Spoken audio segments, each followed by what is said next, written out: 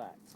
Yes, I'm pleased to say we're joined now by David Beckham, who's been waiting in the queue. David, what does it mean to you to be here today?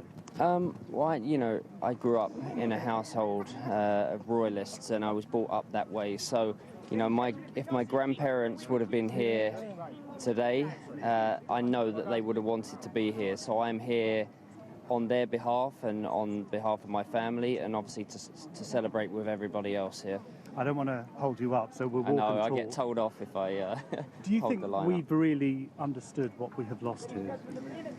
I think it will take a long time to understand that, because I think Her Majesty meant so much in so many different ways. I can speak on my behalf of the amount of times that I was able to meet her through my career, and I was very lucky. I always wanted to represent my country, to be captain of my country. And every time that we stood there and we wore those three-line shirts and I had my armband and we sang, God Save Our Queen, that was something that meant so much to us. And every time that we did it, it was something special. So, this day was always going to be difficult, and it's difficult for the nation, it's difficult for everyone around the world, because I think everyone is feeling it, and our thoughts are with the family, and obviously with everybody here today, because it's special to be here to celebrate and to hear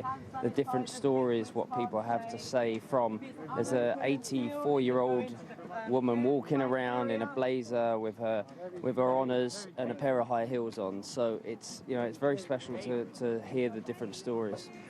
I suspect over the years there were many times you met Her late Majesty. I just wondered if there were any anecdote stories that you just remember. I always say the same thing. I was very lucky. Probably the most special moment for me was when I received my OBE.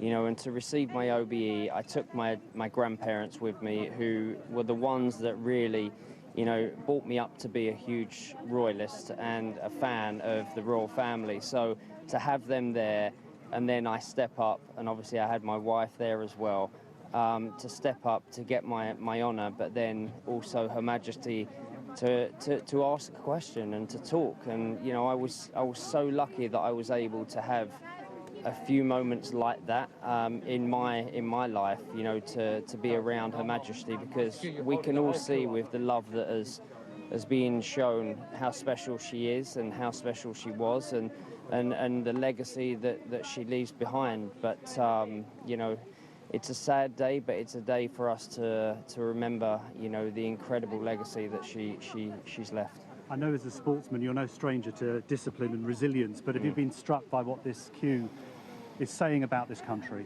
I mean, the fact that I thought by coming at 2 a.m. it was going to be a little bit quieter. I was wrong. Everybody had that in mind. But the people here, all ages, there was like I said, an 84-year-old lady walking around. There was a 90-year-old gentleman walking around. Everybody wants to be here to be part of this experience and celebrate what Her Majesty has done for us. We are Italian. David, thank you very much. Thank you. Sorry, we are Italian. Well, as you see, everyone determined from all walks of life to join this queue to pay their respects to Her late Majesty as she lies in state inside Westminster Hall, of course, at the heart of the Palace of Westminster here. These queues stretching far, far back.